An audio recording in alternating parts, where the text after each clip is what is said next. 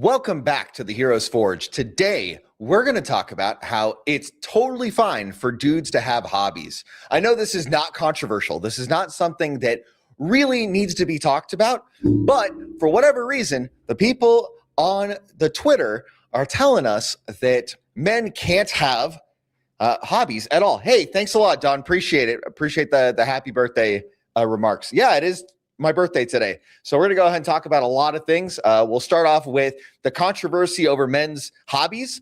We're going to go ahead and hit that for a little bit. We'll talk a little bit about other TradCon perspectives on hobbies for men and how I think that a lot of it is hogwash and rubbish.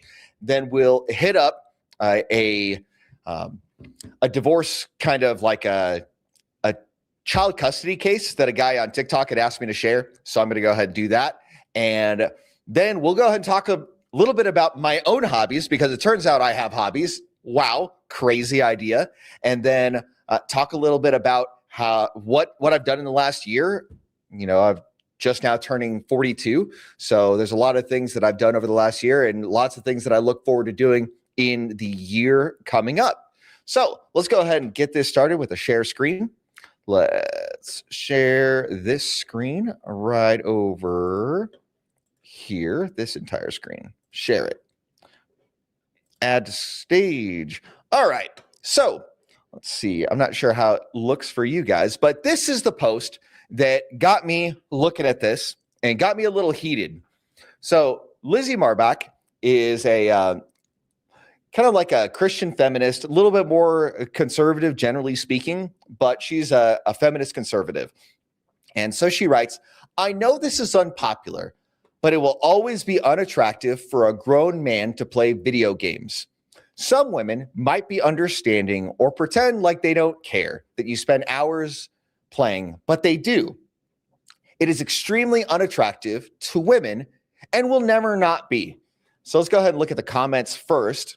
So not long after she posted, she had to go ahead and backtrack a lot and said, "I'm not saying this to attack men, by the way. I'm just speaking objectively here."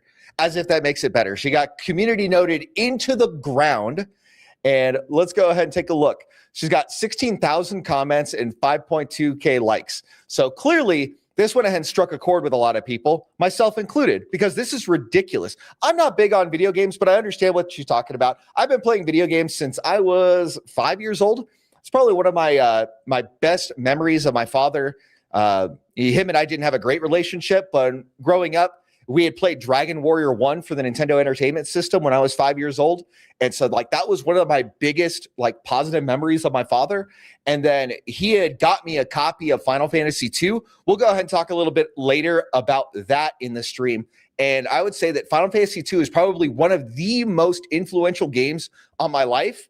And it holds a very special place in my life because of it. So let's go ahead and look further on down.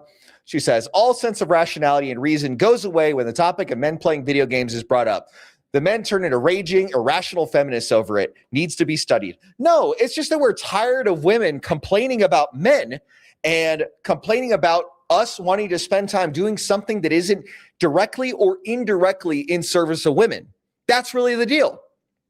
That's all it is like, look, we work hard.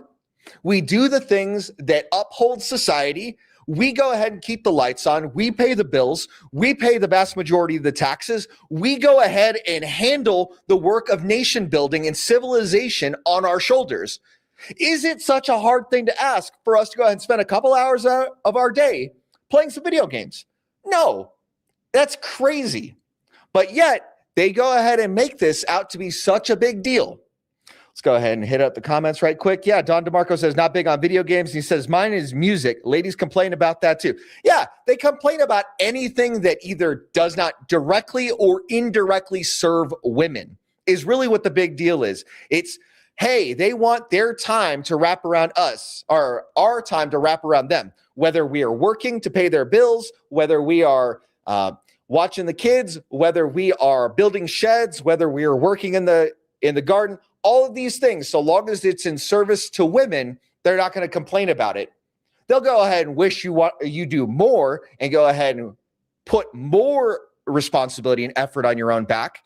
But they're never going to stop complaining when we want to rest. Like, The average woman, if a man just wants to take a nap, will look at him with disgust. And that is crazy to me because sometimes we're just tired, man.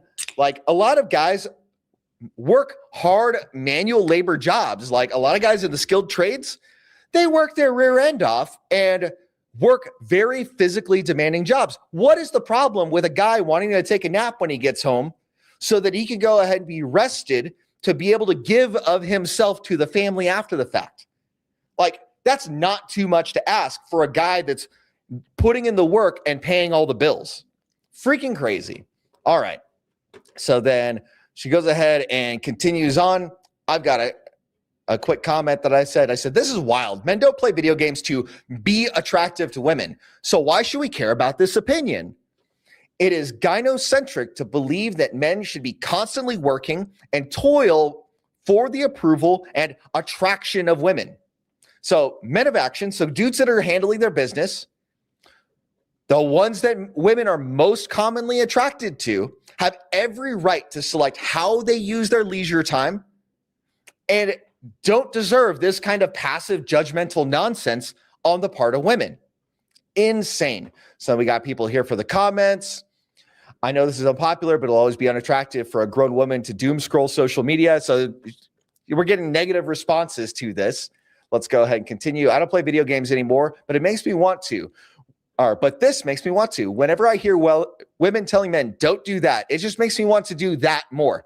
Absolutely true. Oh, yeah. And if we lecture about handbags or shoes or their paper planners or whatever their hobby is, if we go ahead and talk about their hobby, apparently we're jerks. That's right, Don. It's just one of those deals where as long as it's in service to them and their desires, it's all good. But as soon as we want something that's just for us, drives women crazy and not in a good way.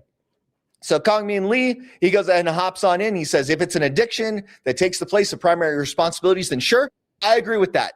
If it's a thing where it's a matter of his primary responsibilities aren't being taken care of, that's one matter. But I think that for the most part, dudes are handling their responsibilities and then enjoying a couple hours of video games here and there when they can go ahead and fit it in. There's nothing wrong with playing video games as a hobby. Totally agree.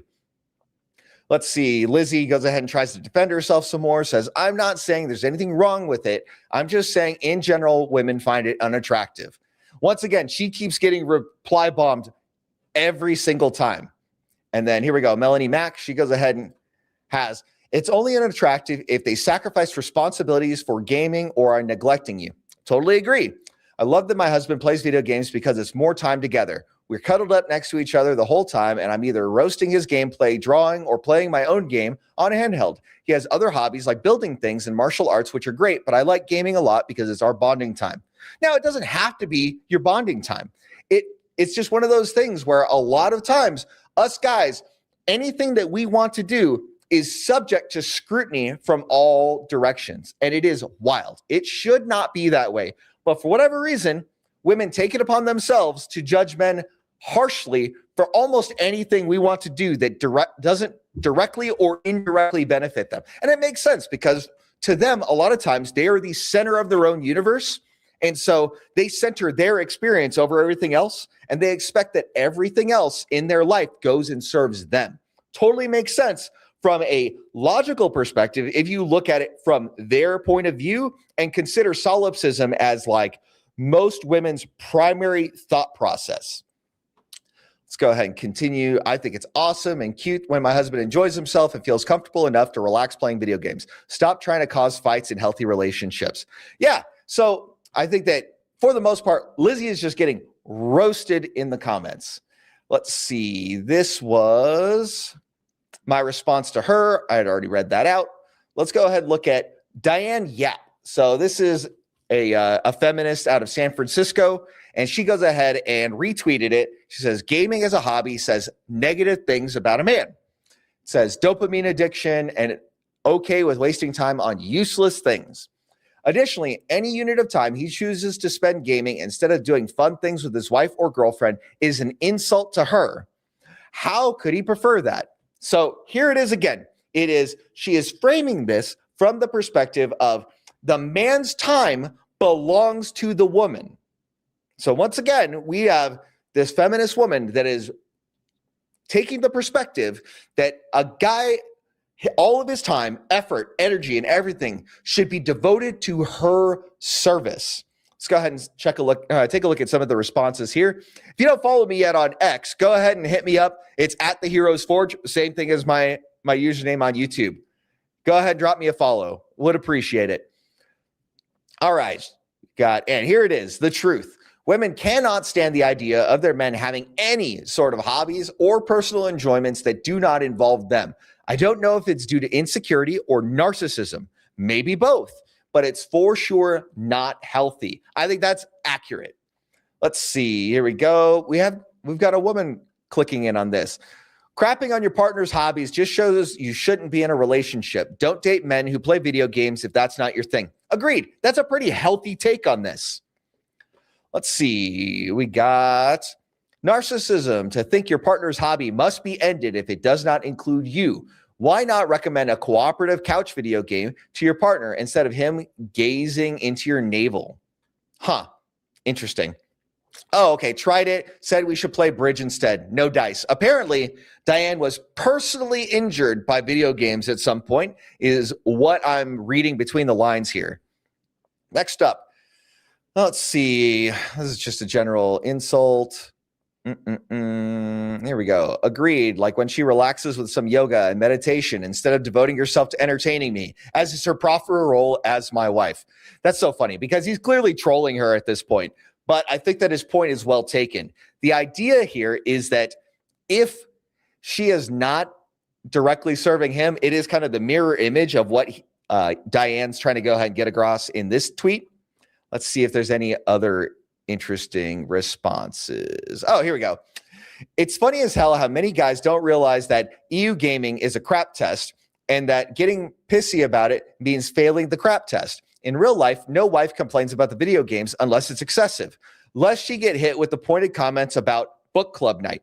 This is basically what Don DeMarco was getting at earlier about how if we don't say anything negative about their hobbies, so why are they harassing us? And like, if that's the general trend, if we should be focusing on whether their activities serve us, well, that's a different story entirely. But that's generally not a male or a masculine frame to look at things from. All right, let's see. Being moderately clever is a double-edged sword, which lets you make some interesting insights on occasion. It also makes you very good at rationalizing your own hypocrisy. All right, so apparently he's bringing up a passion of hers. Not at all. Reality TV is an interesting window into the life and minds of normies, like watching Animal Planet, but for humans. Keeps one informed of the zeitgeist. So basically, she is talking about how one of her favorite hobbies is to watch reality TV, for the drama and all of that. But I mean, when you go ahead and put the mirror on them, they're going to go ahead and complain and try to backtrack and protect everything that they have. Let's see. Here's another good one. Wasting time on useless things. Sips from 33 years married mug. Oh, okay. So this guy's been married for a while. Let's show more. If you demand your spouse forever and always devote his or her energies to tasks you deem useful, you're very quickly going to find yourself divorced. Let your spouse have some free time unfettered by expectations. 100% correct. I think he's on the mark there. Going to go ahead and pop him a like. Great. Let's see. Anything else? No. All right. We'll go ahead and see what I reposted on this. Here we go. So here's my repost. I went ahead and said, they let the truth out because they did. According to these women, men can only have hobbies that either, one, are directly useful, directly or indirectly to them, or two, they involve them. Otherwise, it says negative things about a man. This is absolute nonsense, and it shows just how self-centered many women are. Now, here's the message that I go ahead and give to men. Men, you don't have to take this. Your hobbies are your business. Understand that you also have responsibilities, and you can absolutely enjoy your hobbies. Not a big deal. It's important for men to realize that there's a balance to all of this. And we can go ahead and do the things that are good and right and true and have fun at the same time. So we got a response from Paul Elam on the plus side. It's a great screening data point. One negative remark about a man doing his own thing, instant rule out. You know what? Paul's got a great sense of humor on this and is very on the nose. Like, if she's going to go ahead and harass you about your hobbies while you're dating, that's a really easy way to screen a woman out of, like, whether or not you want to actually take her seriously. Let's see. Kaiju says, yeah, Lizzie Marbach just exposed herself as being self-centered. And I'm like, yeah, that's not really mysterious. We already knew that. Let's see. Shooter McGavin says, the main good positive out of it is at least they're outing themselves and making it extremely obvious how narcissist they can be. 100%. Feminist conservatives are outing themselves left and right. Let's see. Corpo Scribe says, right. And if a man overindulges in video games to the detriment of other responsibilities, this is a problem of regardless of what random women think of it. All right. My response to him was, exactly. We're not absolved of our responsibilities just because we want to have fun.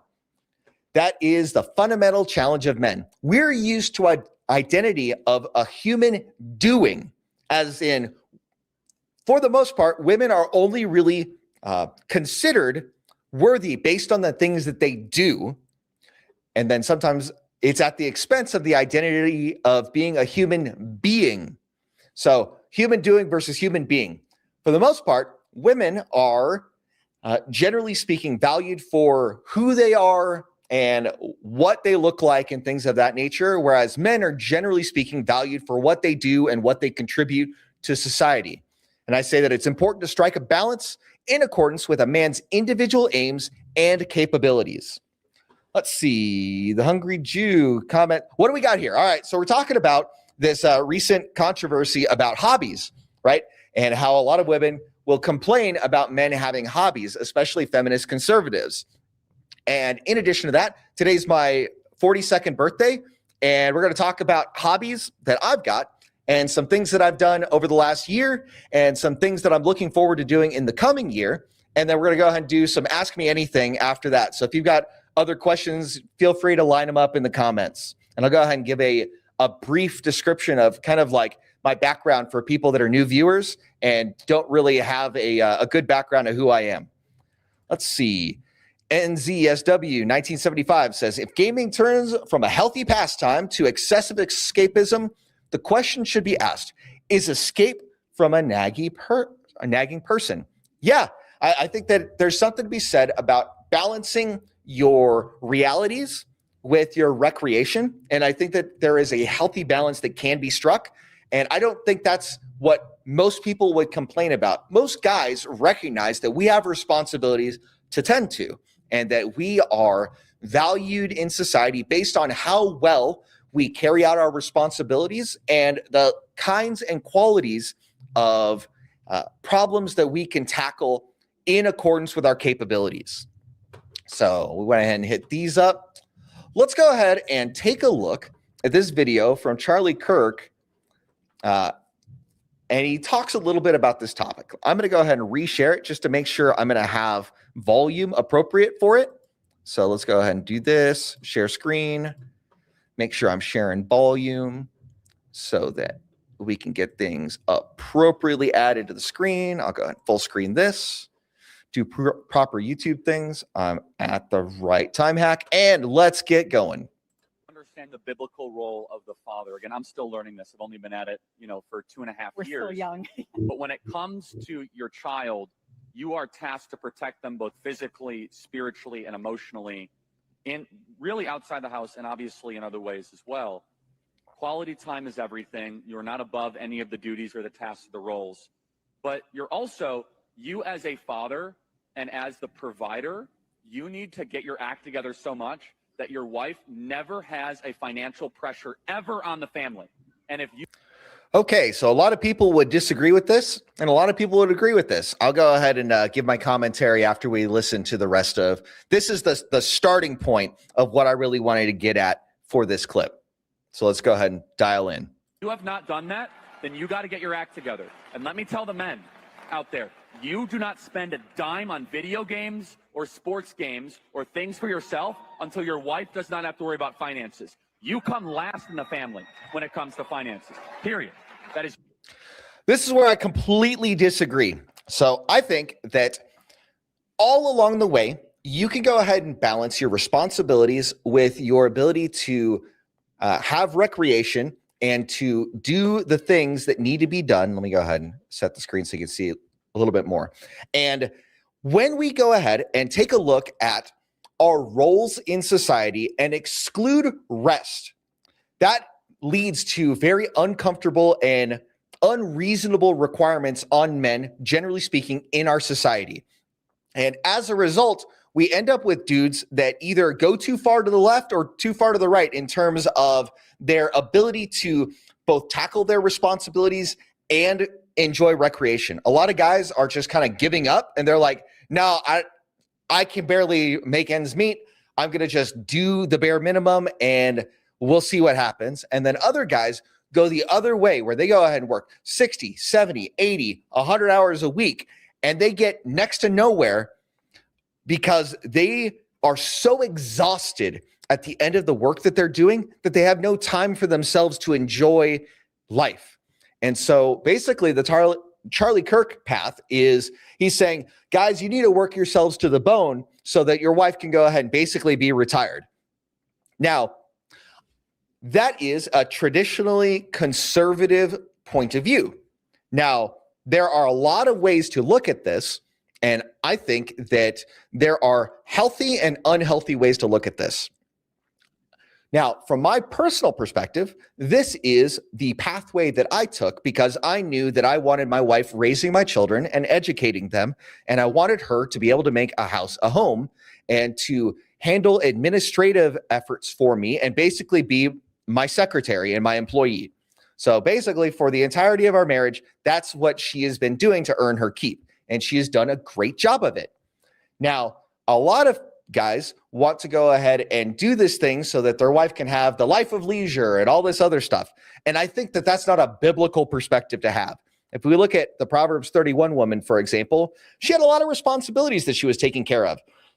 And yeah, her husband was like paying all the bills and he was taking care of everything, but she was buying property, she was handling the servants in the home, and she was making sure stuff got done.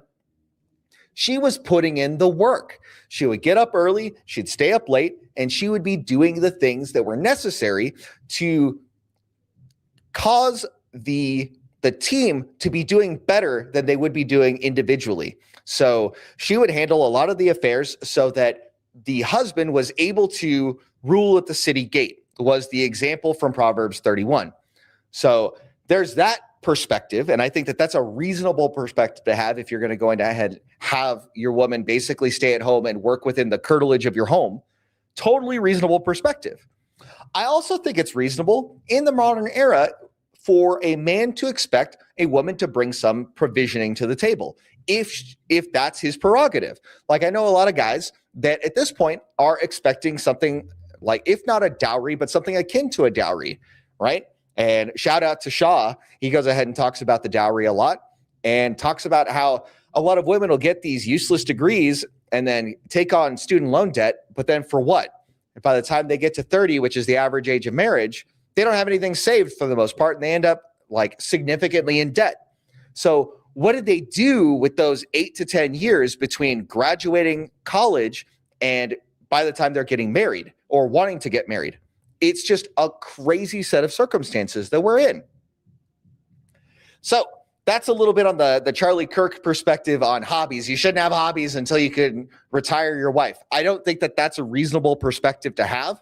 I think that some guys can take that as a motivating factor for them. And if that's you, by all means, go off. I'm not here to go ahead and judge your decisions on how you want to be motivated to do the things and accomplish your goals in life.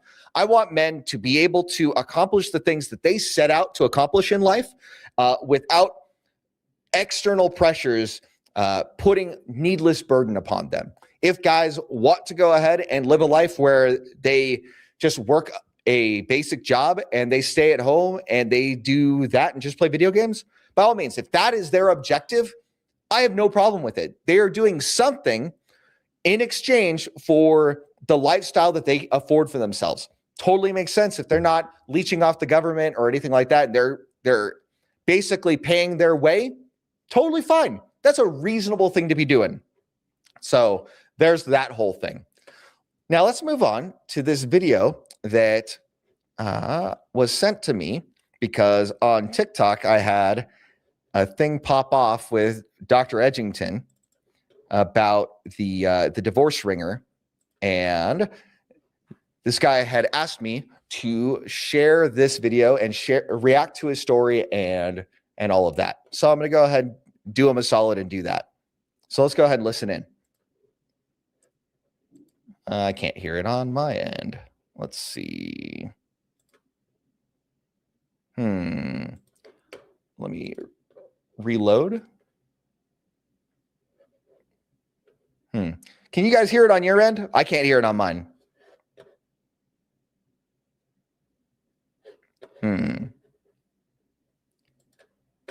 I can't hear it on my end. Let's go ahead and how do we get TikTok to not be muted? More. Oh, here we go. Great. Let's go ahead and get this restarted. Hold on, TikTok. Let me get this restarted. What happens when a judicial officer rules on their own disqualification 7 times in a row? And what does it say about the institution that allows it to happen? My name is Nicholas Garcia. I'm a Native American and Hispanic father and educator. And I've been serving underprivileged communities for the past 20 years because that is where my voice matters the most. In my case, to stay in my children's lives, I've now written 5 writs of mandate, 3 Supreme Court petitions, a federal lawsuit, and 12 Commission on Judicial Performance complaints. My case is now before the Ninth Circuit of Appeals, which is one step below the Supreme Court, and the NAACP Richmond branch submitted an amicus letter in my behalf for support of my case. While going through this, I began looking deeper into the public record. There have been prior publicly reported claims involving Marin County, including past litigation, administrative issues, and allegations raised by attorneys and journalists regarding procedural irregularities in the court system. There are also records of prior legal actions and investigations involving court administration. To me, this raises a larger question.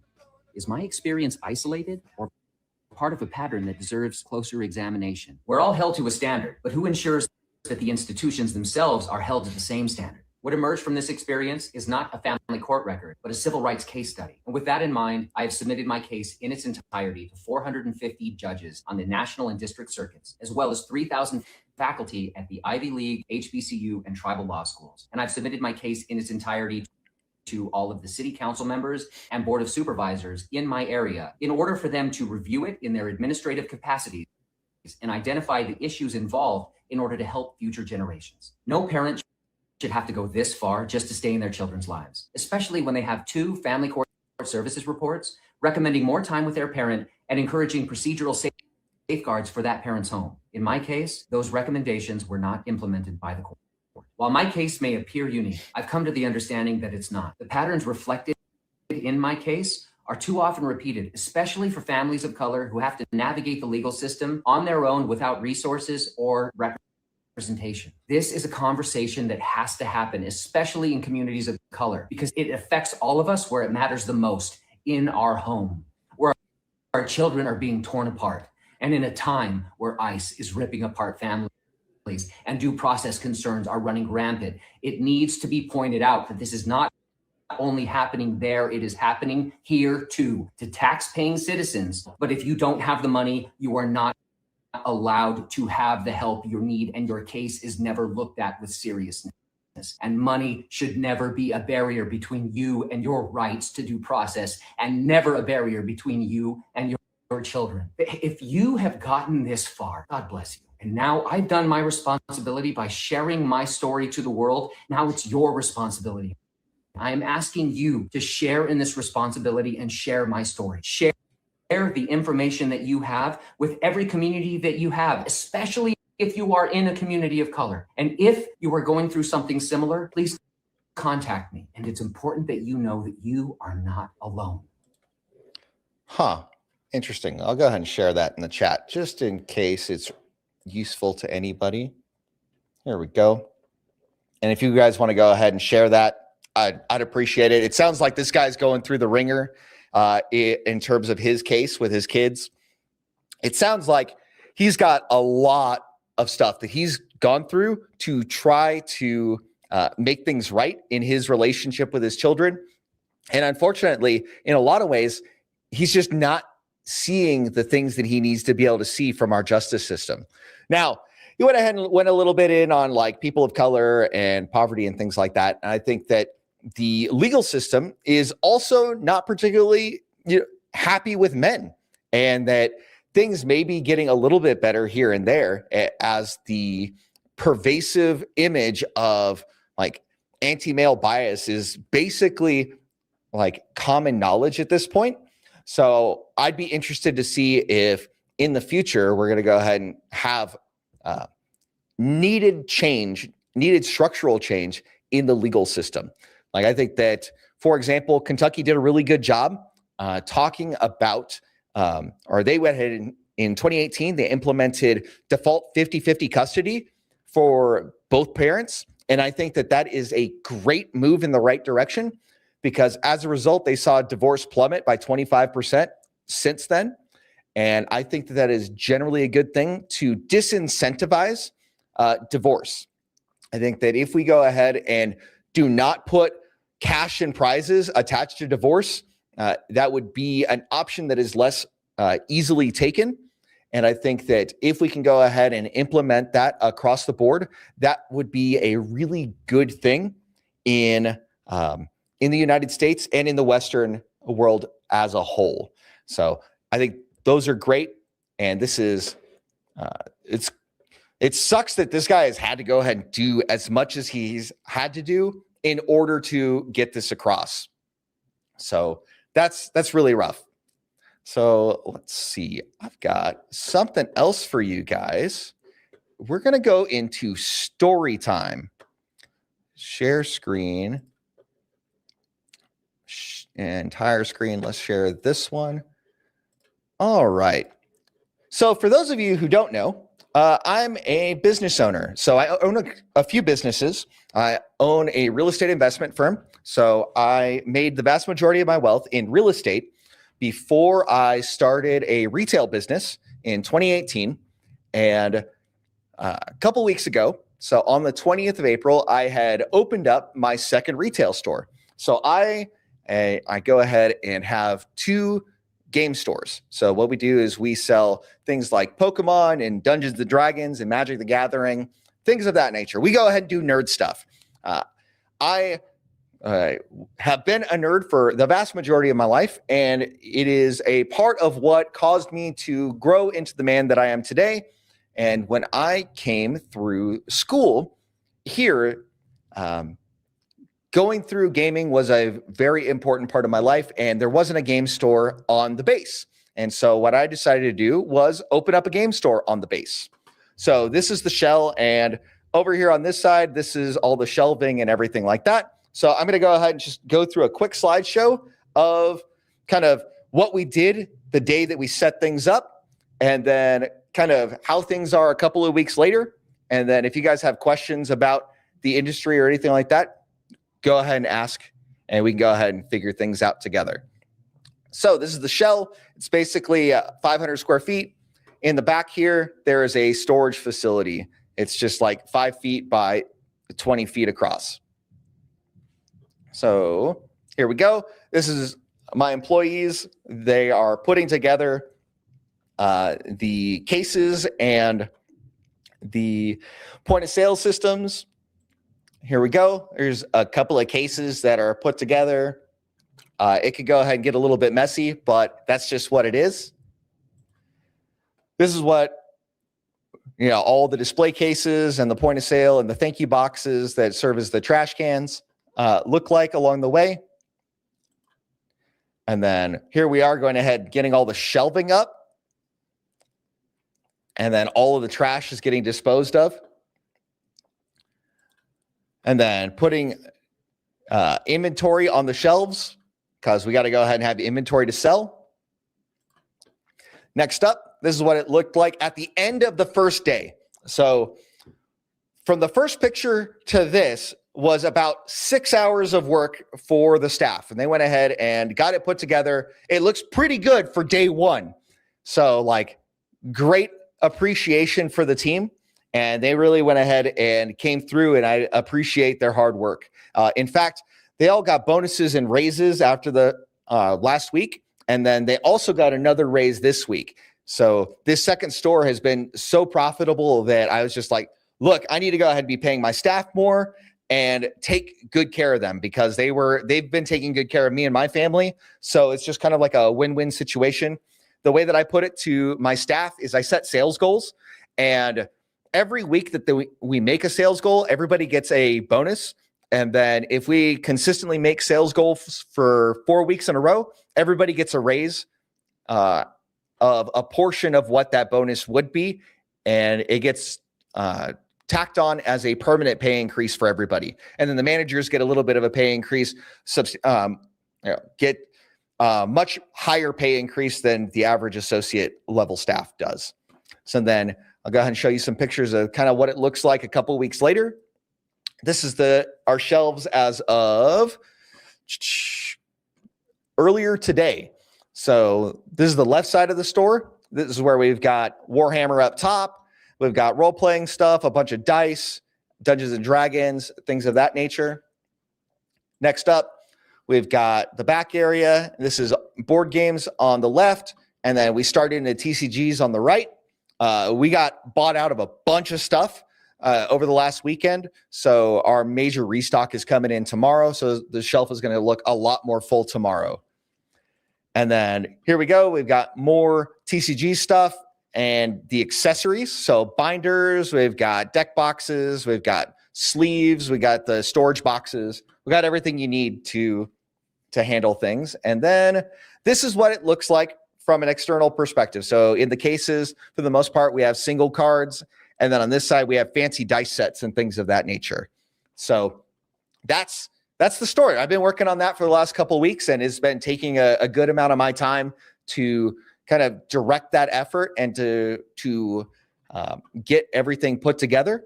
I've got a great employee that's been on the staff since 2020, and he had been a line associate for the last few years. And over the last couple of years, he's been developing and learning how to lead more and things of that nature. And I'm glad that he finally stepped up to take on more responsibility. And as a result, he is earning a lot more than he had been earning as a line associate. I mean, obviously commensurate with the amount of responsibility he's taken on. So he's got a company card and all of that, and he's taking care of business. And I am so proud of my team, and they all got raises a couple of times. And if they keep their sales up, they're going to go ahead and get another raise in a couple of weeks. So this is going to be great. And this has been something that I've been waiting to do for about 6 years. I've been trying to get a contract on the base for 6 years. Another store had the contract around COVID era, and they were not opening up the store and doing things that were associated with what the COVID restrictions were at the time. So I tried to go ahead and buy their contract out, and they didn't like that. And so whatever. And then the lady that was in charge of the contracts for the base, she ended up retiring. And so once the new guy took over, I was able to go ahead and get a contract and open up a little kiosk on the base. So that's what we were doing. We had like a little mall kiosk kind of thing. It took up about 5 square feet. We had maybe about 20% of the inventory that you see here on the cart. And then we had like stuffed animals and stuff like that we also sold. We're waiting for my general manager to finish constructing like a ball pit kind of thing that we go ahead and toss the stuffed animals in. So it's easy for people to go ahead and take stuffed animals out, look at them, enjoy them, and then toss them back in. Kind of like you would see at like a Walmart with kickballs and soccer balls and volleyballs and things of that nature. So that's that. So why is this a thing? Let's go ahead and remove that from the stage. All right. So I'm a nerd, and this is really important to me. I go ahead and have trading card games as a big hobby of mine. My favorite game to play right now is Magic the Gathering. And I brought a couple of things to show you guys. So this may or may not be of interest to people, but like my favorite deck and my favorite commander is Muldrotha the Gravetide. I don't know how well this is going to show up on screen, but you know what? I could just look it up. It is, let me find a couple things to look up for you so that it's easier to show over stream because my thing doesn't autofocus like it should. All right, so Muldrotha the Gravetide is my favorite commander. And I've got a PSA 10 of the fancy print of it. And so that was something I wanted to go ahead and show you guys. For those of you that have heard of Magic the Gathering or play Magic the Gathering at all, Commander is a format that is generally a social format where you go ahead and play with 4 players, generally speaking, and it's a free-for-all. And you go ahead and play against each other, and there's a lot of politics and social maneuvering that goes into playing that format. And so that's something that I go ahead and do very well. Being a generally pretty charismatic guy, I'm good at convincing people who's the threat and who's not the threat at a given point in time. And the fact that this creature lets me go ahead and reuse my graveyard allows me to operate with substantially more resources than the average player would because I have access to the graveyard basically as a second hand. So there's that. It is my favorite commander, and I've got roughly 40 commander decks with Muldrotha as the commander. So I, generally speaking, will go ahead and have a commander deck for every set that comes out. So this last recent set, Strixhaven, I went ahead and built a deck where it was all Strixhaven cards and new cards from the commander decks. And for every set, I basically do one. And then every now and then I'll do one with a specific theme. And that's kind of a really cool thing that I do for that. And then let's go ahead and look at Cecil Dark Knight. Earlier in the stream, I had made mention about how Final Fantasy II, okay, I want to look at a different print. This is not my favorite print. Let's look at this print. There we go. So Cecil the Dark Knight is this guy. He is not a particularly good commander, right? He goes ahead and he deals damage to you, and he doesn't do things that I typically look for in a commander. Things that I typically look for are things like card advantage or mana advantage or things like that. But on the flip side, he transforms into Cecil Paladin. So if those of you who have ever played Final Fantasy II, you recognize that the early part of the game is about how Cecil uses the Dark Sword to serve the King of Baron and finds out that something goes horribly wrong. And basically the king is taken over and issues commands to him to do things that are against his moral judgment. Even though he's a Dark Knight, he has a conscience, and he goes through and has to do things because of the king's command, and he expresses regret over the things that he has done. And as a result, he is relieved of his command of the airship squad called the Red Wings. And then later on, he discovers that somebody has taken over the king, and it is Golbez. He is the main antagonist of Final Fantasy II until you get to later on in the story where you find out other things. I'm not going to go ahead and give spoilers just in case you decide to download it. They did a pixel remaster for the Switch, and they've done a lot of remakes. My favorite remake by far is the one for the DS, and I think it's a lot harder, and they've added complexity to the different classes that you can go ahead and play. But the focal port of the story in Final Fantasy IV is when you had to go ahead and go from being a Dark Knight and renounce the darkness and claim the light and become Cecil the Paladin. And to me, it was really important. And when I was growing up, I didn't see the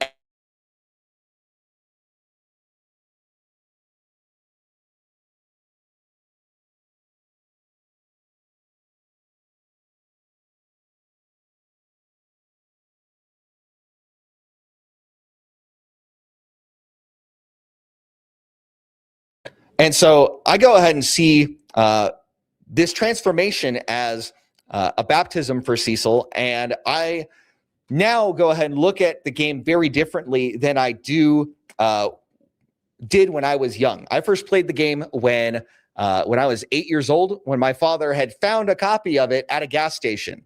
So once again, I don't have too many fond memories of my father, but playing Dragon Quest for the NES, and then the fact that he gave me this game that has been such a positive impact to me, like this character Cecil and his path from the darkness into the light reflects a lot of my maturation, and I see a lot of myself in this story. And so that's why it's so important to me. And so Cecil is another one of my favorite commander decks. Even though Cecil himself is not a great commander, I built the deck as primarily a theme deck that revolves around my marriage with my wife. And so it's kind of an interesting thing where many of my card selections go ahead and tell a story. So let me go ahead and stop sharing the screen. And we're going to go ahead and see how I can go ahead and show off a lot of these cards. And I'll go ahead and show off kind of like the major things, and we'll see how this looks. Maybe I can go ahead and look up some of the cards for your viewing pleasure, but I figured this is just something fun to go ahead and do on my birthday to share something special about me that may be useful to you, and to go ahead and encourage you that it's okay to have hobbies as a guy. Yeah, this really does not work out so well. So let me go ahead and just share screen with this stuff, and I'll look up different cards that are important. And we'll go ahead and do it that way because it's much easier for you to see these cards. And so we've got Cecil Harvey, which is a Final Fantasy rebrand of another card that has existed since Commander 2016 called Timna the Weaver. So this is a card draw engine for the deck, and it is on theme because it's Cecil. Gotta love that. Let's see. Next up, we've got Cloud Midgar Mercenary. So that is not the art that I have. I have got this art. It's got the chocobo tracks and things like that.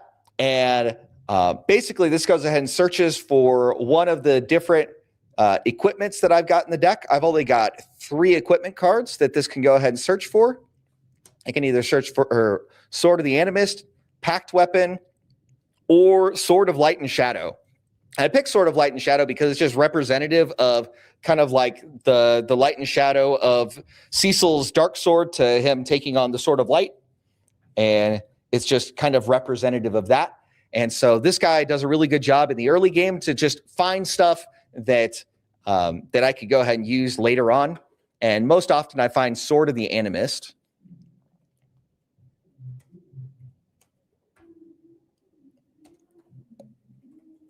Let's go ahead and take a look.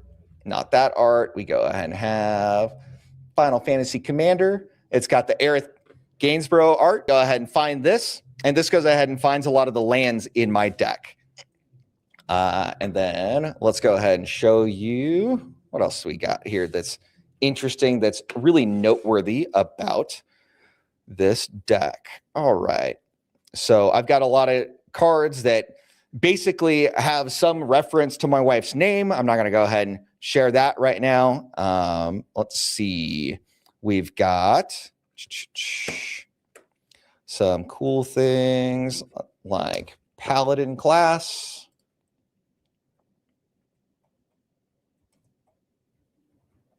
Where we're going ahead and because Cecil's Paladin and there's a thing that exists called Paladin class, it's useful. And then at the bottom, this bottom ability is kind of useful for me to go ahead and kill people with Cecil because I go ahead and give him double strike and make it hard for people to block him. Like that's just how I win the game more often than not is through commander damage and through like making things incredibly huge. Things I go ahead and use to sneak Cecil through are things like Minas Morgul, Dark Fortress, where this bottom ability says, let me go ahead and pull it up. This bottom ability says I can put a shadow counter on a creature.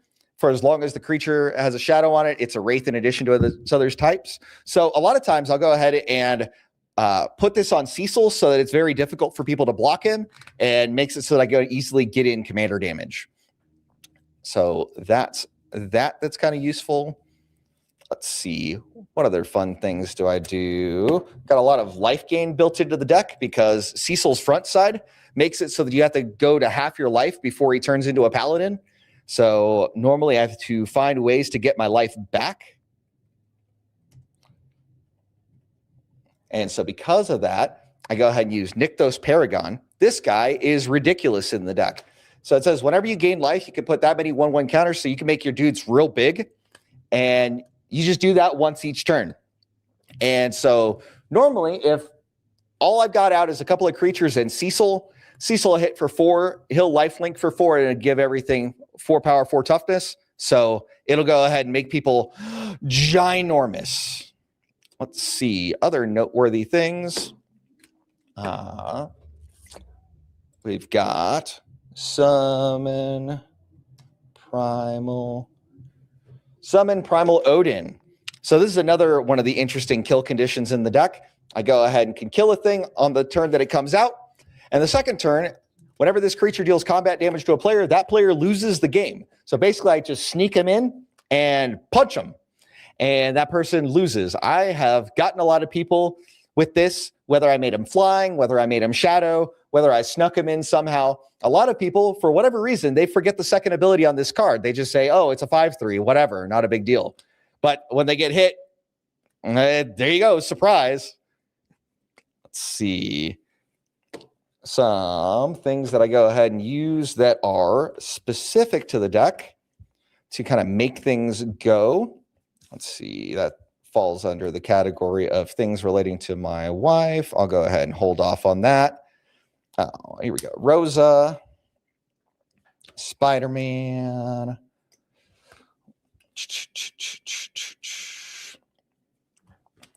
I'll go ahead and share just a few more cards about this, and then I'll go on to my real pride and joy is a misprint deck that I've put together. Ardbert. Warrior of Darkness. Okay, so in this deck, the vast majority of the creatures are white and black, or white or black, and they are legendary. So what this guy does is whenever I cast a white spell, I put a 1/1 counter on each legendary creature I control, and they gain vigilance, which means I can go and attack, and they don't have to tap. That means they can stay back and be a blocker when it's off my turn. And so the big deal is every time I cast a spell, basically I'm making everything bigger. And that's his whole point in the deck, is he makes things buff so I can punch people with my cards. All right, next up, we've got a new card, Mozio. This guy. So I gain a lot of life in the deck, and his big thing is down here, this infusion ability that says at the beginning of your end step. So at the end of my turn, after I've done my punching and gained a bunch of life, at the beginning of your end step, if you gain life this turn, return up to 1 target creature card of mana value X or less from your graveyard to the battlefield, where X is the amount of life that you gained this turn. So I have so many things in the deck to gain me life, and I have things that allow me to resurrect things from the graveyard and to protect my position so that I can focus on spending resources doing those things and not so much on maintaining card advantage, because my other cards naturally generate card advantage for me. One of my favorite cards in the deck is Spectacular Spider-Man. Let's go ahead and find the art that I use. It's this card. And I used this art. And so basically what he does is he goes ahead and comes in at instant speed because he's got flash. And normally I don't use this game's flying ability. Like, it's just flavor text for the most part. He could be a decent blocker, but what I normally do is I use this bottom ability to sacrifice Spider-Man to give creatures I control hexproof and indestructible until the end of turn, so that I could just keep my board when I board wipe or when other people board wipe. And it is hilarious because all I have to do is keep 3 mana up or 1 mana up if he's already out. And I can go ahead and go through most destroy board wipes, which is the most common kinds of board wipes being used right now in my shop and in my area. So that's what I build for. Next up, we've got Rosa, Resolute White Mage. So this is Rosa. She is Cecil's wife from Final Fantasy IV. And so I have her as an include. She does add lifelink to something, but really she's a thematic choice more than anything else. Sure, she's a reach creature. She's all right. She makes something a little bit bigger, but it's mostly there because she is Cecil's wife, and that's why she's in the deck. And then I've got a couple of cool cards that are really kind of specific to this deck. Unspeakable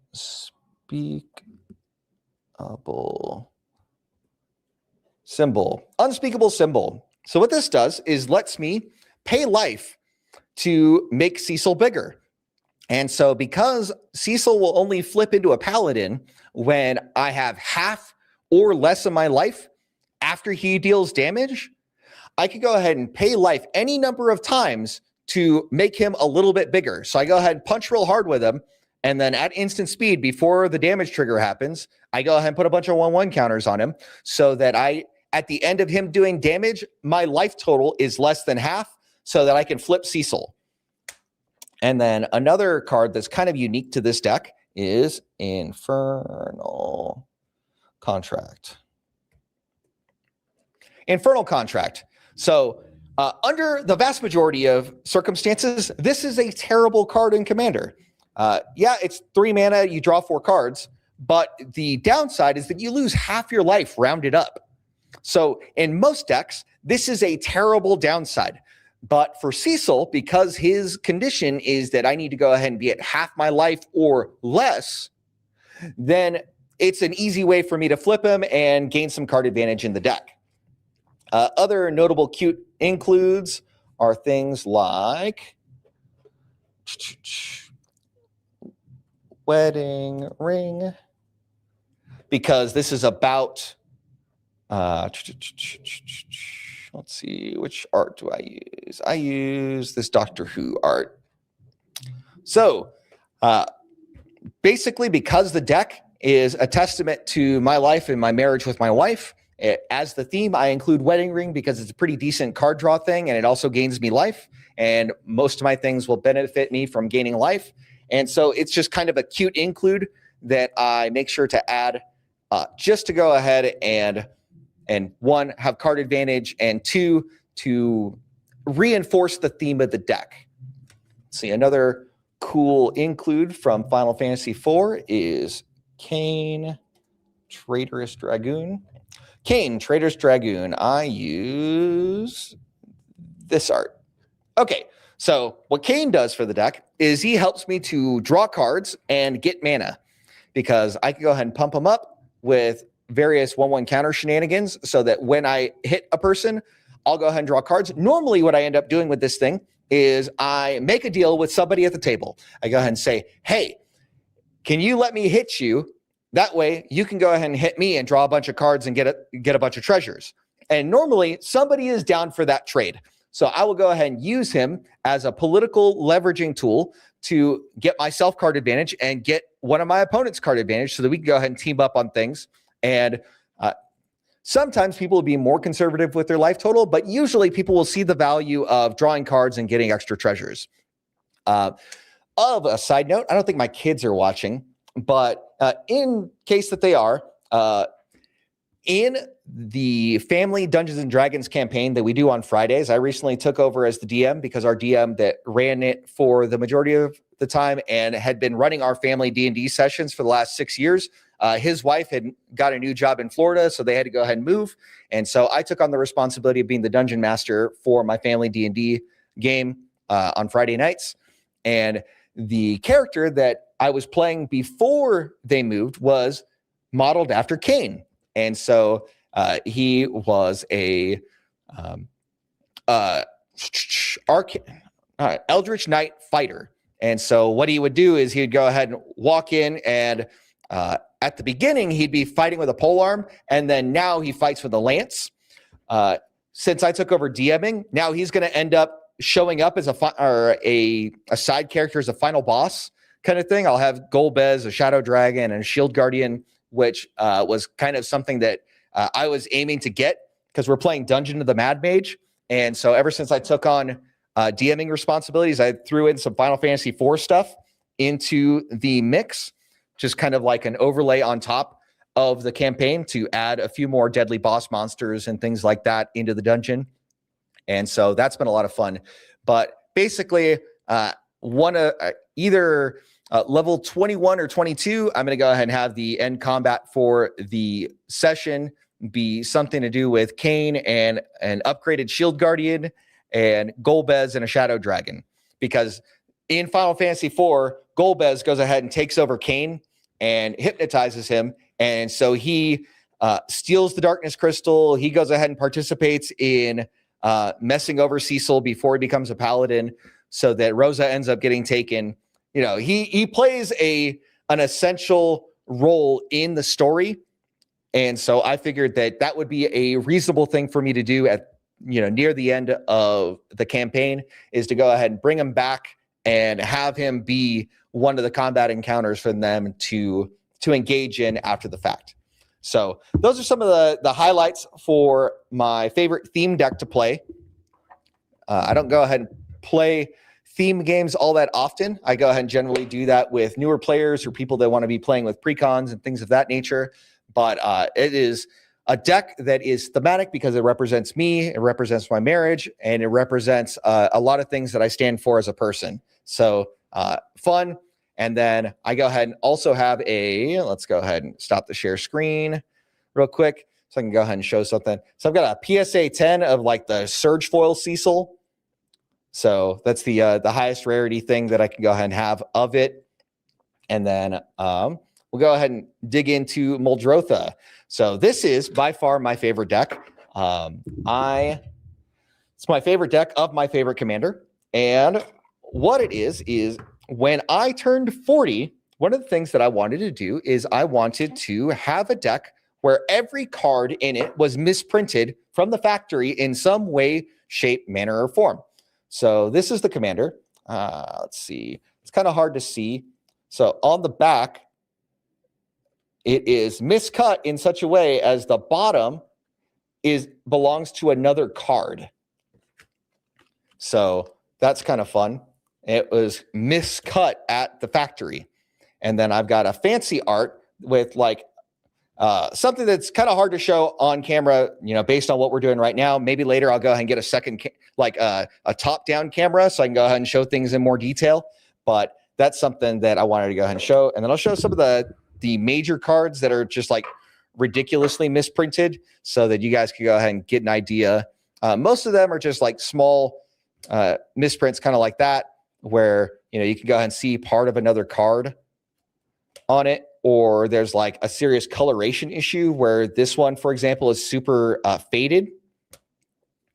Let's see here. This one's got a bunch of ink scumming where it looks real bad. Let's see. What's a couple of fun ones I've got in here? This Spore Frog is kind of nuts.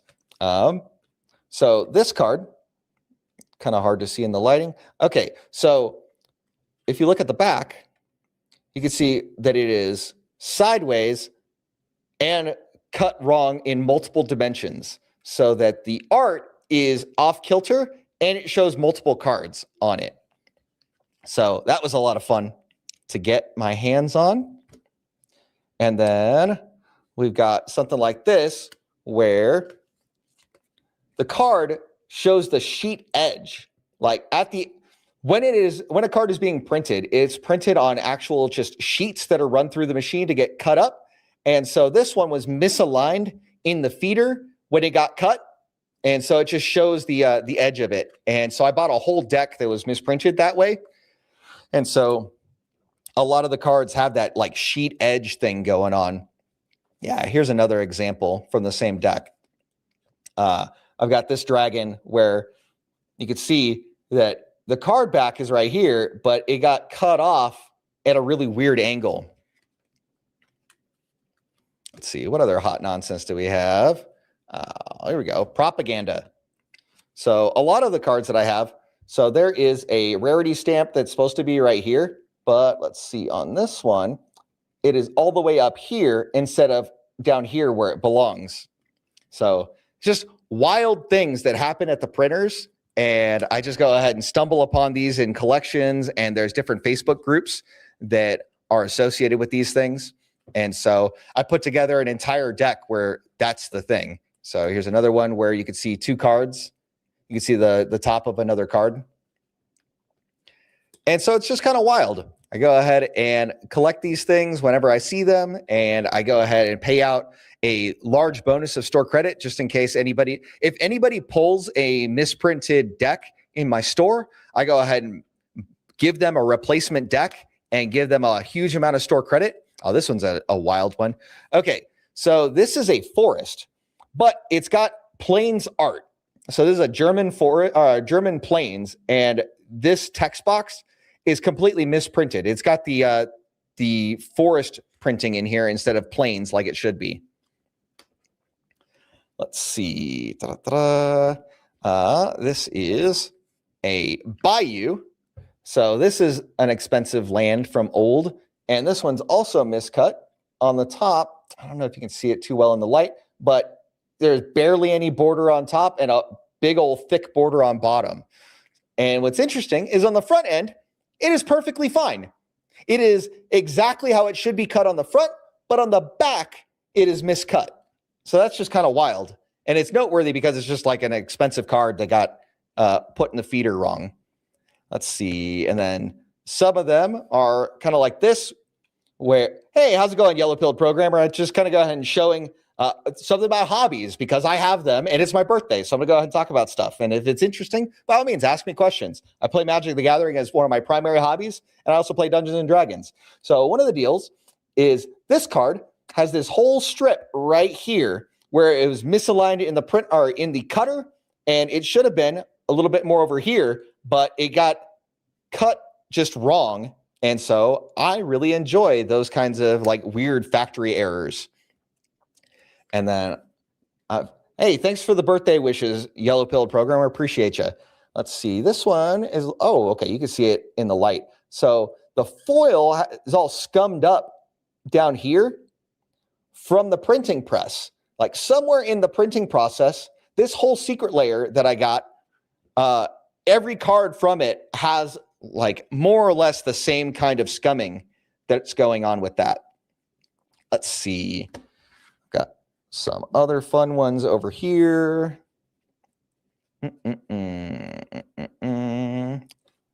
Let's see. I got this Nixbloom Ancient. This will be a little bit harder to see, but we'll see if I can go ahead and get the lighting right on it. Oh, okay. There we go. Okay.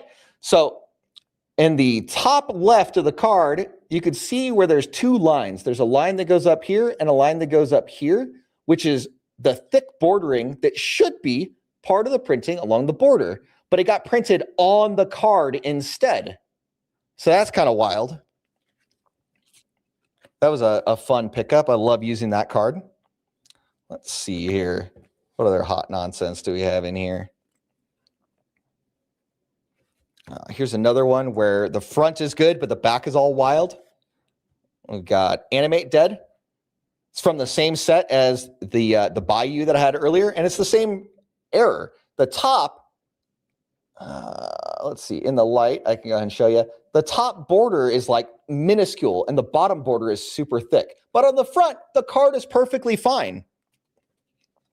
It is hilarious. Let's see. What else do we got?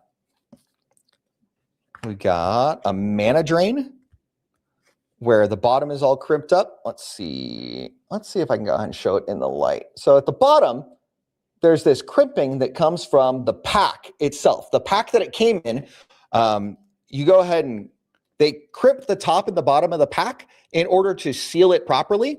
And so that card got misaligned in the crimping process, and the card itself got crimped as part of crimping the pack sealed. Let's see. This one, I'm pretty sure is not a factory cut of Teferi. It's a little bit far aligned for normal miscuts, but I still use it. It's a fun card. I like it in the deck. But this whole vertical edge belongs to a whole nother card. And so what I ended up doing to go ahead and get this misprint deck started is I found a copy of the Fallout deck that was misprinted. Let's see how this shows up in the light. Okay, so this is Belladros Witherbloom. There's some like crazy ink scumming going on up here. I don't know how if you can see it well in the camera, but like it is super dark to the point where like the first name on the card, you can't even read it. It's wild. Let's see. And then I've got quite a few of them where they're crimped, quite a few of them where you can go ahead and see multiple cards. We got this thing down here where it should be this card all the way down. But yeah, so that's kind of like a small tour. If I had a better like top-down thing, I would go ahead and go card by card to go ahead and show you like all the things. But there's varying qualities of it. I go ahead and build it to bracket 2, which if you're familiar with Magic the Gathering, that's just kind of like a casual level. And I have plenty of like misprinted hot nonsense cards where if I need to go ahead and ramp it up a little bit, I can go ahead and play up a little bit. But the deck is built in such a way where I could pretty easily play up because it's mostly like haymakers and value engines. And so that's a lot of fun. All right. So that's kind of like the tour of the things that I wanted to go ahead and go through in terms of hobbies. So just a quick review at the beginning of the stream, we talked about how we've got a lot of feminist conservatives and things like that, where they're just complaining about guys having hobbies in the first place, and how even people like Charlie Kirk, who has a lot of great ideas on a lot of things, has some objectionable things where he's like, basically, you shouldn't be doing anything until you could basically retire your wife to a life of leisure. And I disagree with that. I think that's a matter of individual decisions on the part of a guy. Like, you may want to have something where your wife is expected to contribute and work. Or you may have an arrangement where you expect her to serve in the family business and to be your helpmeet, like the biblical mandate, says. I think that's a perfectly reasonable thing. That's what my wife and I do. And I guess now we can go ahead and do like birthday time. I'll go ahead and talk about stuff that happened throughout the last year, and then we'll go ahead and move on to things that I want to talk about for the coming year. And then we'll do some Ask Me Anything. So if you got questions, go ahead and line them up in the chat, and I'll go ahead and answer them. And for those of you who are unfamiliar with me and kind of like my background, I'll go ahead and give you a basic spiel about who I am and what my background is, because I talk about biblical masculinity, but a lot of people like haven't really like followed me through my whole journey. So I'll go ahead and start with that. So my name is Mike, and I am 42 years old as of today. And I go ahead and run this Heroes Forge channel. I talk about biblical masculinity and patriarchy and things of that nature. I do commentary, but before that, I was a business owner. So I own a couple of local game stores that deal with Magic the Gathering and Pokemon and things of that nature. Earlier in the stream, I went ahead and showed my second store that we just opened up. And aside from that, I'm also a real estate investor. So early on in my career, I wanted to save up enough so that I did not have to work if I didn't want to. And so when I was 20 years old, I had made the decision that I really wanted to find ways that I did not have to work for the rest of my life. And what I had done is I had stumbled upon Robert Kiyosaki's book, Rich Dad, Poor Dad. And in that book, I had learned the difference between assets and liabilities. I learned about passive income. I had learned about how to build businesses through other books that he had written. And he had introduced me to a lot of other concepts. And what I had gained from that was the idea of, if I wanted to not have to work for the rest of my life, that I needed to build assets. And the most common way that I have seen people gain and maintain wealth throughout the generations, throughout the centuries, has been real estate. So back in the day, real estate was held by the monarchy, and it was held by lords in feudalism, and then eventually got democratized down to people. And then the powers that be would go ahead and tax the people through property taxes. And that's how a lot of our social services are funded. That's a lot of how police and firefighters are funded in the United States, as well as education, especially here in Texas. A lot of school districts are funded primarily through property taxes. And so what I had done is in 2006, I had bought my first house in Baltimore when I was in the military. Another thing that I did was I served in the United States Air Force as a Chinese linguist. So that's what I did for my time in the Air Force. I served for 12 and a half years, and then I was medically retired due to wounds that I had sustained in Iraq when I served in 2009. And so in 2006, I bought a house because I had saved up some money in my first couple of years of my enlistment. And then in 2011, I became an unwitting landlord. Uncle Sam had told me that I had to move to California to learn some more Chinese. And the 2008 monetary crisis had happened, where there was a lot of real estate that was not worth as much as people had paid for it. And that was the circumstance that I was in. So I would lose money if I were to have sold my house at that point in time. And so I became a landlord. And I still own the house to this day. And I think it's about time, 20 years later, to sell it, and I can go ahead and move that money into something else. When I moved in 2011, I was in California, and because I knew I wanted to continue to invest, we had to go ahead and save up a good amount of money. And the whole time I've been married, my wife has been a stay-at-home wife and a stay-at-home mother since she had our first daughter in 2009, and now we've got 4 kids.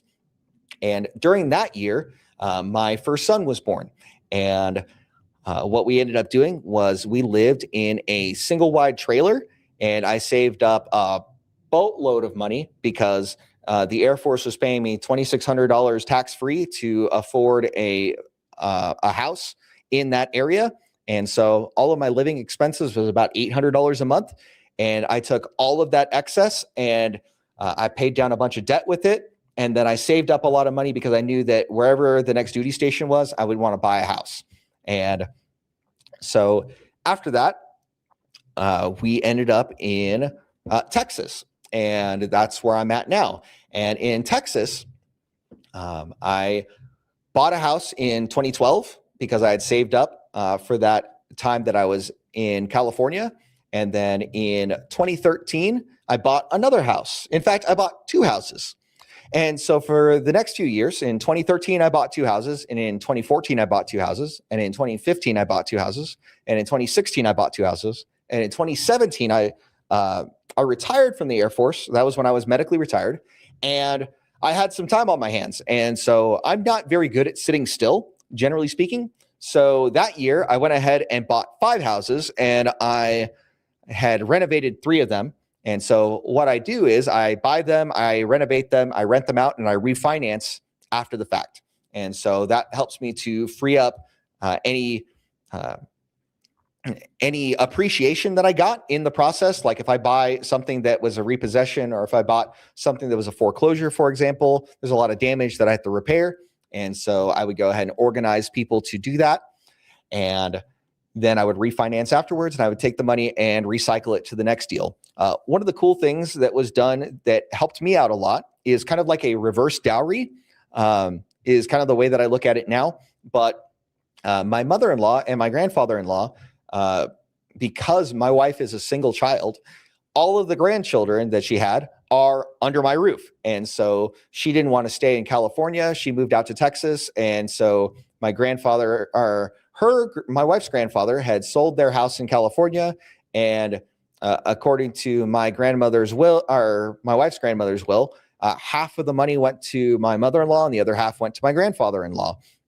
And so what my mother-in-law did is she bought one of the houses from me, and they were back to back. And basically when my mother-in-law moved in, I bought the house behind it as it was being built.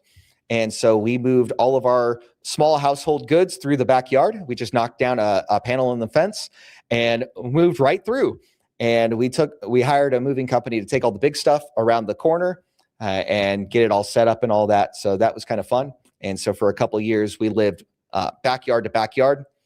And for a period of time, let's see, after that, my mother-in-law had issued me a loan to go ahead and invest in more real estate. And so I took the money that she had paid me for the house and then that small loan, and I ended up buying four houses that year, or over the course of a couple years. And so that really helped me just catapult myself into getting the experience with financing and get the experience I needed to learn how to play the real estate game. And so by the time 2017 rolled around, I had a bunch of accumulated knowledge, and I was much more confident in doing real estate deals and how to get people together and how to organize capital and how to organize labor to get things done. And so in 2017, I bought the 5 houses after I retired from the Air Force, and because I had a lot of time on my hands. And now in 2018, I bought a commercial strip center in the downtown area of my town. And so that's been really good for me over the last 8 years now. Almost 8 years to the day. I bought it like the 8th of May of 2018. And so I bought that on seller financing and then refinanced it a few years later. After I'd improved the management, I got a really good deal on it because the management of it was going pretty terribly. And I knew that I could go ahead and incorporate a lot of the lessons that I'd learned along the way to improve the value of the property over a number of years. And so basically that's what I ended up doing. They just wanted to be out from under it because they were just tired of fussing with it. And so I had raised rents and disentangled a lot of the commingling of the funds that they had done for operating expenses and part of a condo association that was set up for it. And so I was able to raise the value of the property substantially. So now I bought it for about $750,000 and now it's worth about $3.2 million. And so I had done really well with that. And the biggest thing that I'd learned in doing real estate investing is the biggest thing that you can bring to the table is the ability to solve a problem. And the bigger problems that you can solve, the more money you get paid, and the more valuable you can make something.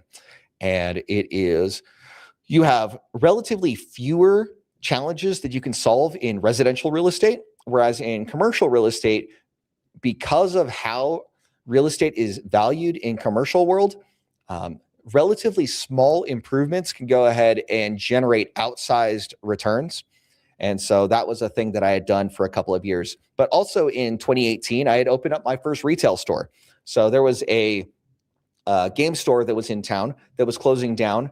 And I had offered on it about a year prior to it closing because I had seen their change in management and their general customer service changing. So I saw the writing on the wall that chances are it wasn't going to go ahead and survive for an extended period of time. And what I ended up doing from there was just kind of waiting. I gave him an offer. He wanted way too much for what he was doing because it wasn't a profitable business and he was expecting blue sky. He was expecting a multiplier over nothing. And I was planning on buying out his inventory and finishing out his tenancy because he didn't have any, real assets to really speak of. So there wasn't a whole lot to really pay him in terms of a business. I wasn't really buying a business. I was buying inventory was really what the deal was.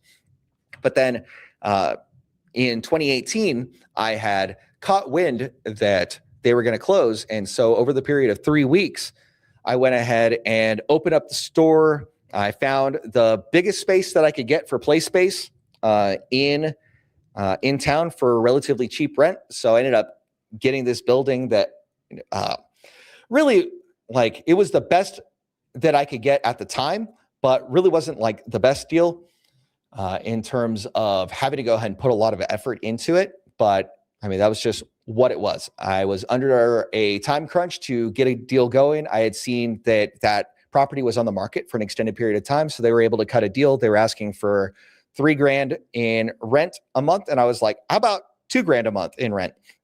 And then I'll increase it by $250 on year 2 and year 3. And then by the end of year 3, I ended up extending for a little bit. And then we ended up moving to my downtown location. I had because it was that commercial strip center that I had bought in 2018, I had tenants in all of it. So I wasn't going to go ahead and kick any tenants out to put my new business in it. That didn't make sense. And something I didn't know at the time is that the city was going to force me to put sprinkler system in. So I've got the whole build, or my section of the building, sprinklered out, and it cost me about $100,000 to do that. And so that was a bill that I was not expecting to have to pay, but thankfully, I can handle it at the time. I had put in the work. I had, a good amount of finances, and I could go ahead and convince the sprinkler company to go ahead and finance a portion of the installation, and it went well. So I had done that for a period of time, and the whole time I've owned my game store, I haven't operated it. I've always had employees, and right now we are at 19 employees, counting 2 junior associates. My children are now working in the business as kind of a summer job. So I've got a 14-year-old and a 15-year-old, and they do assistant work in the warehouse because we go ahead and have hundreds of thousands of singles that we go ahead and ship on TCG Player and other online marketplaces. And we go ahead and service both the main store and the base store through our warehouse. And so we have a warehouse staff that goes ahead and takes a look at all of the inventory that we have. And not only that, but we, of course, have the front of house staff for the main store. And then I've also got a social media manager, an inventory manager, a general manager, and then a store manager for the second location. And so we've got a pretty robust network that goes ahead and handles all of that.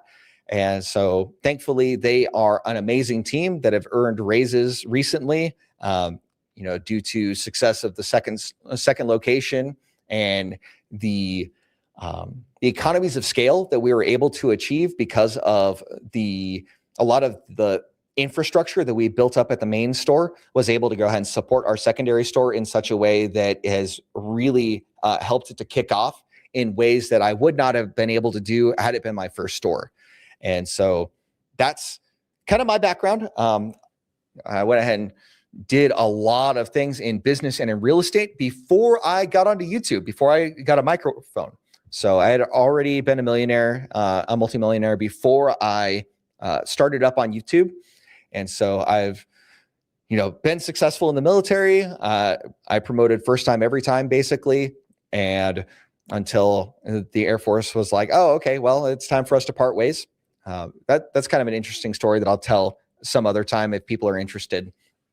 But that's kind of a background of who I am and how I came to be. And what the big reason that I'm on YouTube is I see that there's a lot of guys that are really struggling right now. And I just wanted to go ahead and find a way to share another perspective, because I think a lot of the guys that are doing podcasts and stuff like that, the vast majority of them don't have a business background for the most part. And social media is their first business. And so a lot of them, their background comes in some other job that they do. And whereas my background is military and business, so I figured it would go ahead and be a different perspective to share with the audience, and that people can go ahead and benefit from that. And also, like, another kind of like eccentricity about me is that I'm, in a lot of ways, I'm pretty red-pilled, but I'm also a devout Christian. And so to me, I think that the red pill and Christianity go hand in hand. And why I fight against most of the nonsense that happens in the modern church. I think that feminism and gynocentrism has taken over the church in a lot of ways. And I think that it is really important that that Christians go back to our roots and read the Bible and understand that God had set things up where men are in charge and that women are here to support us. But most of the messaging from the modern church is talking about how everybody's, made equal. And yes, while we are equal in terms of our heirship and equal in terms of our value before God, it doesn't mean that we have the same roles. And we can see in a lot of passages in scripture that guys are set up to be the leaders. And if we go ahead and look at the divine order, we've got God's on top, and then husband, then wife, then children. And in a lot of ways, people kind of get things backwards, where they go ahead and have it set up where it's God.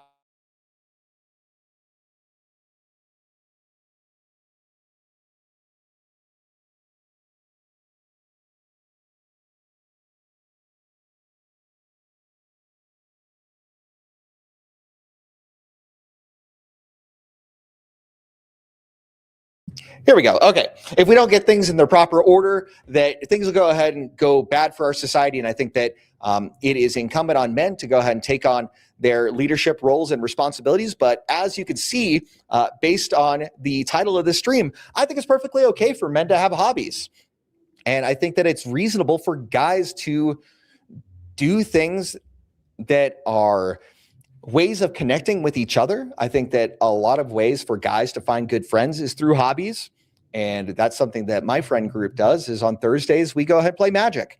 And it's something that we have fun doing together, and we can go ahead and share life together and share our stories and share our struggles because we have a lot of similar background, and we can go ahead and appreciate the struggles that we all go through in life. And I think that far too few men nowadays have a brotherhood of men where they can actually talk about the struggles that they have in a non-judgmental area. And I think that's really unfortunate. And that if we could find ways to band together and to take on our responsibilities and fight the evils of this age together, I think we would be much better off, which is why I go ahead and fight against feminism and gynocentrism and things like that, even though it's not popular in the ways of the world right now. And I think that my job and my responsibility is to do my small part to advance a message forward and to encourage men to be the things that they can be, and to encourage men to realize that you matter. And it's not just the things that you do, but the character qualities that you cultivate. Who you are actually matters as well. And I think that far too few guys get that message without it being kind of platitudes, right? A lot of times people on the left will go ahead and say, oh yeah, you matter as guys. But then as soon as you say something out of line, then they're like, oh, you hate women and you're a misogynist and all this other nonsense. But I think that in a lot of ways, men are done a disservice in today's culture. And that's why I try to go ahead and work together with other men that I think are doing good things in our culture as a whole. And I try to go ahead and work with other guys and send a message to men to be the things that you want to be, and to find the challenges in life that are suitable to you and your aims, and encourage you to tackle those challenges. Because in life is full of challenges. And unless we have our capabilities right, and unless we have a brotherhood of men that we can go ahead and lean on when things get tough, life is unnecessarily hard when it could be a lot easier when you have a team to tackle things together. I'll take a quick drink and then I'll finish up. I fundamentally believe that life is a team sport, and that life is better when we do it together. Now, in the context of a marriage, I think that men and women are complementary in their roles, and they are better together than they are apart. And so I think that it is a really good thing to find a suitable spouse and somebody that can be your helpmeet, somebody that can help you on your mission. I think it is generally better for men to be in the driver's seat of a relationship and to be of high enough value that women want to follow you, and that other women want to be with you and other men want to be like you. I think that these are things that are helpful to all men, generally speaking. Now, going back to the team concept, just like in my time in real estate, just like my time in business, I recognize that I cannot do everything myself, and that I am much better off hiring people that can work in their talents, and I can go ahead and cultivate them and help them to be better and faster and stronger, and to learn systems and processes that I put in place for them so that I don't have to do everything myself. And in a way, I can multiply a lot of the things that I would have done, and then they get to show their unique personality through the serving of the customer or handling the responsibilities that they handle, at least in the retail sense. And in the real estate sense, basically what I ended up doing is I just put together a team for a given project. And if there's something that's that needs to be done, like a project that I didn't talk about was back in 22, I bought an apartment complex, and I go ahead and I had to turn that from an extended stay hotel kind of thing into studio apartments. And so I had to go ahead and put a working utility sink in each of the bathrooms. I had to add a closet. And so and stoves and fridges in every unit.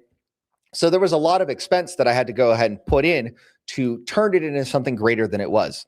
I bought the place for ended up being $950,000, and now it's worth about $2.2 million after the renovations. So I think I'm up a little bit over $1 million, like close to 900,000 is my profit in the thing. And I had done that over the course of a year. And so that was really good. And one of the benefits of owning an apartment complex and then having employees is that I could go ahead and offer discounted rent to my employees so they can go ahead and live in a nice place, and they can pay rent that is well within their means. And the apartments are all bills paid, so they don't have to worry about bills and stuff like that because it's all part of the rent that's discounted because they get an employee discount. So that's kind of a sweet deal. It's really funny when I go ahead and go to trade shows for my industry. That's something that I say that really goes ahead and really drives people crazy is they're like, wait, how do you offer that kind of benefit? Well, it's because I'm in multiple business streams, and not only do I offer them medical insurance reimbursement, I go ahead and get them a 401k, and I give them paid time off. I have a really good benefits package for my employees. It's one of those things where I want to really take care of my employees because I care about them. I care about my team, and they take care of me and my family. And so I want to do my best to offer an appealing overall compensation package so that they are in a good place and that they want to be under my employ and they go ahead and handle my affairs. And I really appreciate them. And so having a good compensation package and a compensation package that is tied to performance in some small part is a thing that aligns our interests in a lot of ways. And so something I mentioned earlier in the stream is basically what I do with my employees is I have sales goals that are supposed to be met on a weekly basis. And if they meet the sales goal, they each get a bonus commensurate with the amount of hours they worked. If they are a salaried employee, they get set based on their their hours worked expectation. And then if we go ahead and do sales goal 4 weeks in a row, everybody gets a raise. And so in that way, everybody is on the same sheet of music, and we're all, we have tied interests. Their interests of getting more money and more compensation and raises and things like that is tied to the success of the business. And so in that way, we're all pushing in the right direction together. So that's just kind of like an overall assessment of how teamwork makes the dream work and all of that. Let's see. Let's go ahead and look in on the chat. I don't see a whole lot of new stuff in the chat, but if you guys have any questions about anything, whether it's real estate, whether it's about YouTube, whether it is about anything biblical, marriage related, if it's about games and hobbies, I'm down for questions on that. Ask me anything. But other than that, if I don't go ahead and see anything on the birthday stream, I'll go ahead and kind of show you a preview of some of the videos that I have coming up. And then we will move on from there. Let's go ahead and show this. Let's go back to the stream, put this to the stage. All right, let me go ahead. All right, some videos that I have coming up. Oh, this is kind of hard to navigate. Let me zoom out a little bit and we'll just do this kind of thing. It's hard with the microphone in the way. All right, so some of the videos that I had done recently is one on most guys get this wrong about correcting their wife. So one thing that a lot of guys were asking me about is how do we go ahead and actually issue correction to our wives? Because I go ahead and often talk about guys being head of the household and things of that nature and how to have standards. And these are things that are really important to me. And so I went ahead and talked about that because that was a question that I got a lot. So basically the framing of the whole video is that there are two general ways to issue correction to your wife. The first way is that if she is compliant already, then you can go ahead and just give her a gentle nudge. And then if she's resistant, Well, Jesus goes ahead and gives us an example of how to do this when you look at the different churches in Revelation that he writes letters to, and he has specific messages for them. And he goes ahead and tells them where they've done right, tells them where they've done wrong. He gives them the necessary correction. He tells them what's going to happen if things go right and what's going to happen if things go wrong. And so basically it's a framework of, hey, you did good. Here's where you're doing bad. Fix it. Here's what's going to happen if you do fix it. Here's what's going to happen if you don't fix it. And I just kind of work through the scriptures associated with that. But that's the nuts and bolts of that video. Another video that I had done recently is I had a lot of questions about how to maintain frame when your wife is kind of crazy. And sometimes they'll get kind of nuts, and a lot of guys have a hard time keeping themselves locked in terms of how to control themselves emotionally when things are going on and when things are heated. Let's see. The video that I have coming out at 9:00 Central tonight is Most Men Are Alone and It's Destroying Them. It's a video about brotherhood and some of the biblical examples about why it's important to have a brotherhood. We talked a little bit about that on stream today. And a video on Thursday that I have coming out is when you lose your frame, how things can go bad and how you can go ahead and do better in holding your frame and responding well, and how to restore respect in your relationship. Oh, hey, thanks for the happy birthday, Eric Williams. I appreciate it, man. Thanks for your viewership. Appreciate you. And then one of the more, let's see, I've got a couple of other videos that I wanted to go ahead and share with you guys. This servant leader trap video is a video basically where I go ahead and talk about servant leadership and how it is misused in the modern church and how it leads people astray because it causes guys to believe that they have to serve at every whim of their wives and they completely forget what the actual meaning of the term is. And the modern church teaches it in such a way that puts men at like abject servitude to their wives. And I think that is really wrong and causes a lot of problems.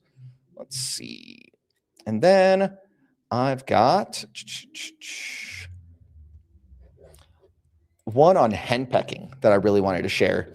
And I think that would be really good for people to latch onto. And here we go. Here it is. I think that's one of the fundamental ways that guys end up losing respect in their relationships is they accept henpecking from their women. And that's probably the number one sign that things are to go downhill in a relationship. And there we go. That is kind of the roundup of some content that I have put out fairly recently, as well as content that's coming up this week. And I really wanted to go ahead and appreciate you guys for your viewership. And thank you for indulging me on this like little journey through my hobbies and a introduction to who I am for a lot of the viewers that are just now getting to know me, because I've been getting a lot of subscribers over the last couple of months, and I've just been blowing up. And I really appreciate those of you who have been with me for an extended period of time. I really appreciate you and your viewership and your subscribership. So I just wanted to go ahead and say thank you, and that I'm honored to have you listen to my message, and I'm glad that you find value in my message. So just some quick things to wrap up, since I don't see any questions coming up. If you would follow me on X at The Heroes Forge, that would be cool. If you are not a subscriber yet and you like what you hear and you see that there's some value of what is being said here, I would encourage you to hit the subscribe button and to check out some of the content on the channel. Thank you so much to various commenters, Eric Williams, Yellow Pilled Programmer, Don DeMarco. Thank you so much. Appreciate you, NZSW 1975 for your viewership. Min G, thank you so much, talking about changing the legal system. I appreciate you and your commentary on the deal that was going on with that father. Let's see. I appreciate Vitalis talking about historical hobbies, civilization building, conquest, returning to barbarism and nature. You know what? That's a lot of things that guys have typically had. But I think that in the modern era, we do things a little bit differently now. But thank you all so much for your viewership. And I hope you all have a fantastic rest of your day. I'm going to enjoy my birthday now. Take care, guys.